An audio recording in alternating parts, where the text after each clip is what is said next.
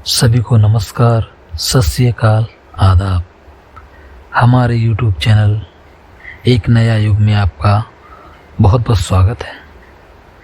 आज मैं बताने वाला हूँ शनिदेव के ऊपर लोग तेल से पूजा क्यों करते हैं या तेल क्यों चढ़ाते हैं उनको, और शनिदेव का क्या महत्व है, इनकी क्या महिमा है।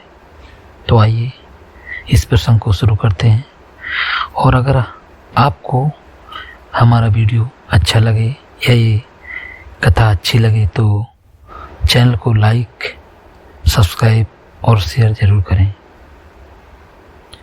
एक समय स्वर्गलोक में ये बात उठी कि सबसे बड़ा कौन है। सभी देवताओं में वाद विवाद प्रारंभ हुआ और फिर परस्पर भयंकर युद्ध की स्थिति बनने लगी। सभी देवता देवराज इंद्र के पास पहुंचे और बोले, हे देवराज, आपको निर्णय करना होगा कि 9 ग्रहों में सबसे बड़ा कौन है। देवताओं का प्रश्न सुनकर देवराज इंद्र उलझन में पड़ गए और कुछ देर तक सोचकर बोले, हे देवगणों, मैं इस प्रश्न का उत्तर देने में असमर्थ हूँ। पृथ्वी लोक में उज्जैनी नगरी में राजा विक्रमादित्य का राज है। हम राजा विक्रमादित्य के पास चलते हैं क्योंकि वह न्याय करने के अत्यंत लोकप्रिय है। उनके सिंहासन में अवश्य ही कोई जादू है कि उस पर बैठकर राजा विक्रमादित्य दूध का दूध और पानी का पानी अलग अलग करने का न्याय करते हैं। देवराज इंद्र के इस आदेश पर सभी देवता पृथ्वी लोक के उज्जैनी नगरी में पहुंचे। देवताओं के इस आगमन का समाचार सुनकर राजा स्वयं विक्रमादित्य ने उनका स्वागत किया। महल में पहुंचकर जब देवताओं ने उनसे अपना प्रश्न पूछा तो राजा विक्रमादित्य भी कुछ देर तक परेशान हो उठे, क्योंकि सभी देवता अपनी अपनी शक्तियों के कारण महान शक्तिशाली थे।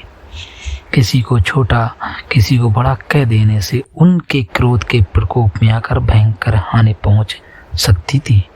तभी राजा विक्रमादित्य को एक उपाय सूझा और उन्होंने विभिन्न धातुओं स्वर्ण, रजत, कांसा, तांबा, सीसा, रांगा, जस्ता, अभ्रक व लोहे के 9 आसन बनवाए। धातुओं के गुणों के अनुसार सभी आसनों को एक दूसरे के पीछे रखवाकर उन्होंने देवताओं को अपने अपने सिंहासन पर बैठने को कहा। सब देवताओं के बैठने के बाद राजा विक्रमादित्य ने कहा, आपका निर्णय तो स्वयं होगा। जो सबसे पहले सिंहासन पर विराजमान है वही सबसे बड़ा है। राजा विक्रमादित्य के निर्णय को सुनकर शनि देवता ने सबसे पीछे आसन पर बैठने के कारण अपने को छोटा जानकर क्रोधित होकर कहा, राजन, तुमने मुझे सबसे पीछे बैठा कर मेरा अपमान किया है। तुम मेरी शक्तियों से परिचित नहीं हो। मैं तुम्हारा सर्वनाश कर दूंगा। सूर्य एक रात पर 1 महीने, चंद्रमा 2.25 दिन, मंगल 1.5 महीने, बुध और शुक्र 1 महीने, बृहस्पति 13 महीने रहते हैं, लेकिन मैं किसी राशि पर 7.5 वर्ष तक रहता हूँ। बड़े बड़े देवताओं को मैंने अपने प्रकोप से पीड़ित किया है। राम को 7.5 के कारण ही वन में जाकर रहना पड़ा और रावण को 7.5 के कारण ही युद्ध में मृत्यु का शिकार बनना पड़ा। उसके वंश का सर्वनाश हो गया। राजा, अब तू भी मेरे प्रकोप से नहीं बच सकेगा। राजा विक्रमादित्य शनि देवता के प्रकोप से थोड़ा भयभीत तो हुए, लेकिन उन्होंने मन में विचार किया कि मेरे भाग्य में जो लिखा होगा ज़्यादा से ज़्यादा वही होगा। फिर शनि के प्रकोप से भयभीत होने की आवश्यकता क्या है। उसके बाद अन्य ग्रहों के देवता तो प्रसन्नता के साथ वहां से चले गए, लेकिन शनि देव बड़े क्रोध से वहां से विदा हुए। राजा विक्रमादित्य पहले की तरह न्याय करते रहे। उनके राज्य में सभी स्त्री पुरुष बहुत आनंद से जीवन यापन कर रहे थे। कुछ दिन ऐसे ही बीत गए। उधर शनि देवता अपने अपमान को भूले नहीं थे। विक्रमादित्य से बदला लेने के लिए एक दिन शनि देव ने घोड़े के व्यापारी का रूप धारण किया और बहुत से घोड़े एक साथ उज्जैनी नगरी में पहुंचे। राजा विक्रमादित्य ने राज्य में किसी घोड़े व्यापारी के आने का समाचार सुना तो अपने अश्वपाल को कुछ घोड़े खरीदने के लिए भेजा। अश्वपाल ने वहां जाकर घोड़ों को देखा तो बहुत खुश हुआ, लेकिन घोड़ों का मूल्य सुनकर तो बहुत हैरानी हुई। घोड़े बहुत कीमती थे। अश्वपाल ने जब वापस लौटकर इस संबंध में बताया तो राजा ने स्वयं आकर एक सुंदर शक्तिशाली घोड़े को पसंद किया। घोड़े की चाल देखने के लिए राजा उस घोड़े पर सवार हुआ तो वह घोड़ा बिजली की गति से दौड़ा। तेजी दौड़ता हुआ घोड़ा राजा को दूर जंगल में ले गया और फिर जाकर वहां राजा को गिरा दिया। जंगल में कहीं गायब हो गया। राजा अपने नगर को लौटने के लिए जंगल में भटकने लगा, लेकिन उसे लौटने का कोई रास्ता नहीं मिला। राजा ने अब उससे पानी मांगा। एक चरवाहा जो वहां पर जानवर चरा रहा था वो राजा को मिला। राजा को भी भूख प्यास लग गई तो राजा ने उससे पानी मांगा। पानी पीकर राजा ने उस चरवाहे को अपनी अंगूठी दे दी। फिर उससे रास्ता पूछकर वह जंगल से बाहर निकलकर पास के नगर पहुंचा। राजा ने एक सेठ की दुकान पर बैठकर कुछ देर आराम किया।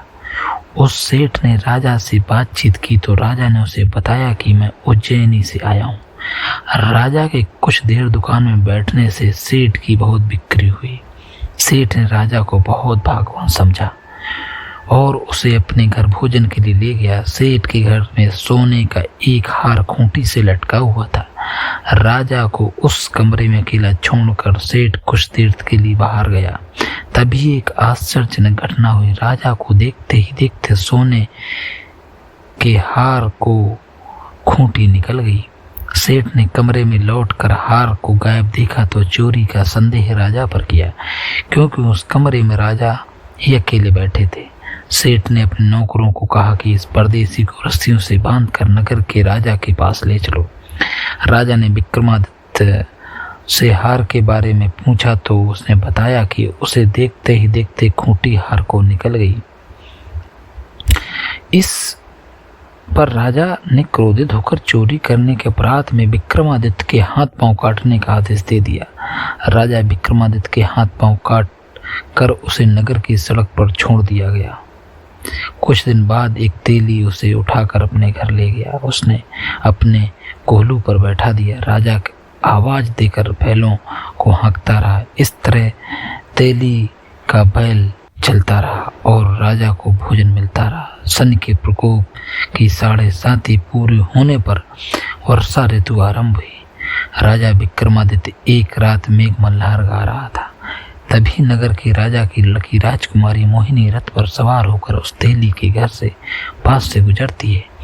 उसने मेघ मल्हार सुना तो उसे बहुत अच्छा लगा और दासी को भेजकर गाने वाले को बुला लाने को कहा। दासी ने लौटकर राजकुमारी को अपंग राजा के बारे में सब कुछ बता दिया। राजकुमारी ने उसे मेघ मल्हार पर बहुत मोहित हुई थी, अतः उसने सब कुछ जानकर भी अपंग राजा से विवाह करने का निश्चय किया। राजकुमारी ने अपने माता पिता से जब यह बात कही तो हैरान हो गए। राजा को लगा कि उसकी बेटी पागल हो गई है। रानी ने मोहिनी को समझाया, जब बेटी तेरे भाग्य में किसी राजा की रानी होना लिखा है, फिर तो उस अपंग से विवाह करके अपने पांव कुल्हाड़ी क्यों मार रही है। राजा ने किसी सुंदर राजकुमार से उसका विवाह करने की बात कही, लेकिन राजकुमारी ने अपनी जिद से नहीं छोड़ी। अपनी जिद पूरी करने के लिए उसने राजा को भोजन करना छोड़ दिया। राजपाट से अलग अपना मन बनाने लगी और प्राण देने का निश्चय कर लिया। आखिर राजा रानी को बेबस होकर अपंग विक्रमादित्य से राजकुमारी का विवाह करना पड़ा। विवाह के बाद राजा विक्रमादित्य और राजकुमारी तेली के घर रहने लगे। उसी रात स्वप्न में शनिदेव ने राजा से कहा, क्यों राजा, तुमने मेरा प्रकोप देख लिया? मैंने तुम्हें अपने अपमान का दंड दिया है। राजा ने शनिदेव से क्षमा करने को कहा और प्रार्थना की, हे शनिदेव, आपने जितना दुख मुझे दिया अन्य किसी को न देना। शनिदेव ने कुछ सोचते हुए राजा कहा, राजन, मैं तेरी प्रार्थना स्वीकार करता हूँ।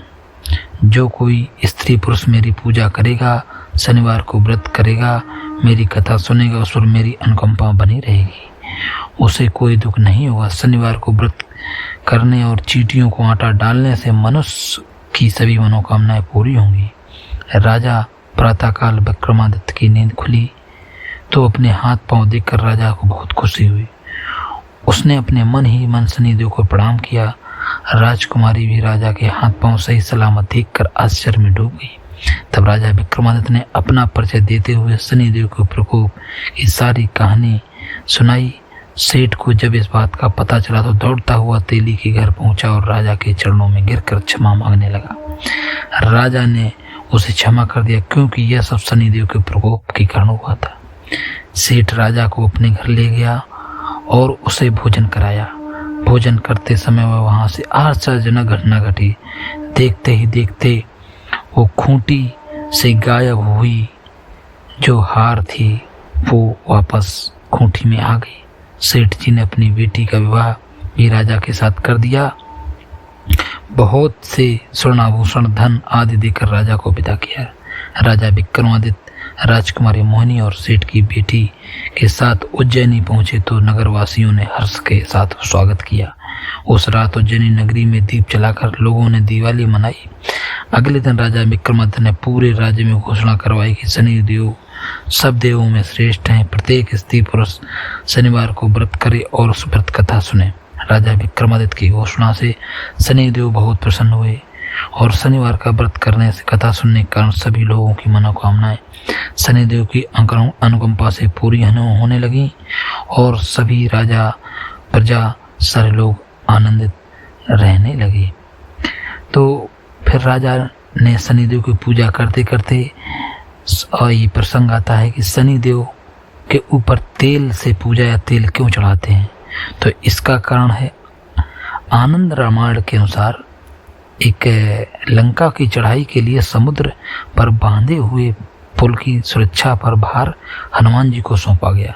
हनुमान जी रात में भगवान राम का ध्यान करते हुए पुल की रक्षा कर रहे थे कि तभी वहां शनिदेव आ पहुंचे और उन्हें पिंग बाणों से परेशान करने लगे। हनुमान जी ने शनिदेव के सारे आक्षेपों को स्वीकार करते हुए कहा कि कृपया वह उन्हें पुल की रक्षा करने दें, लेकिन शनिदेव बाज नहीं है। अतः क्रोधित होकर हनुमान जी ने शनिदेव को अपनी पूंछ में जकड़कर इधर उधर पलटना शुरू कर दिया। काफी देर बाद हनुमान जी ने उन्हें मुक्त कर दिया और दर्द से निजात पाने के लिए एक तेल लगाने को दिया है।